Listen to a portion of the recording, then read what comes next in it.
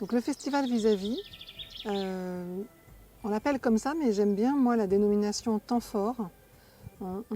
Au Paris-Villette, quand on l'a créé en 2016, on a sous-titré, on a mis Vis-à-vis, temps fort de la création artistique en milieu carcéral. Ça me paraît plus juste parce qu'en fait c'est la réunion de différents projets artistiques menés par des équipes artistiques professionnelles et des amateurs sous main de justice dans différents établissements pénitentiaires d'Île-de-France, qui sont ensuite accueillis dans un théâtre, encadré par des équipes professionnelles et présentés à un public le plus large possible. Il y a une chose importante, c'est que dans chaque établissement pénitentiaire de France et d'outre-mer, il y a des coordinateurs culturels.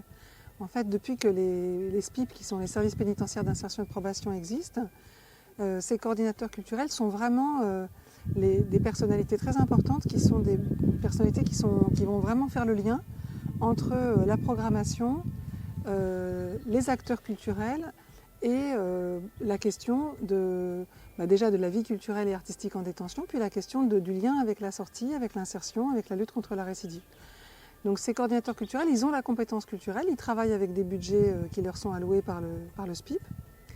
Et surtout, ils vont être essentiels parce qu'ils vont permettre vraiment à deux mondes qui ne se fréquentent pas habituellement, le monde de la culture des artistes et le monde de la pénitentiaire, à se connaître, à se comprendre, à explorer en fait leurs différences au service d'un projet commun.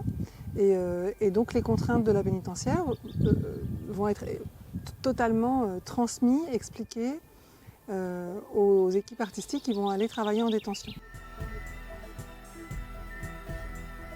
Pour moi, ce qui était important dans Vis-à-vis, c'était justement d'affirmer qu'un artiste qui crée en détention, c'est un artiste. Et que ce qu'il crée, c'est une œuvre, et qu'il n'y a aucune raison qu'elle n'ait pas sa place au sein des programmations, sur les plateaux de théâtre, et qu'elle ne soit pas présentée au public. Alors évidemment, ça demande de proposer ces projets de création à des personnes sous main de justice qui en ont le désir, qui ont le désir de s'impliquer à ce point dans une création, dans une œuvre, à la fois de la découvrir, mais aussi d'en assumer le travail que ça va demander, c'est-à-dire de s'engager tout au long du processus de création. Et puis pour certains projets, ceux qui sortent, en fait, ceux qui sont présentés dans le cadre de Vis-à-vis, d'aller jusque-là, jusqu'à la présentation sur scène devant un public. On a rencontré différentes directions de lieux culturels, avec lesquelles la direction des services pénitentiaires avait déjà un peu travaillé.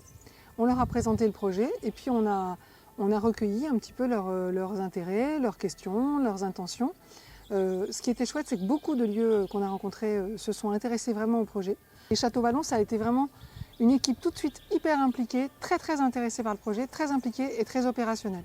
L'équipe était en place, elle était archi partante. Le directeur Charles Berling a tout de suite validé la possibilité de faire ce projet parce qu'il a senti que ses équipes étaient très très motivées, et à partir de là, on a travaillé avec eux.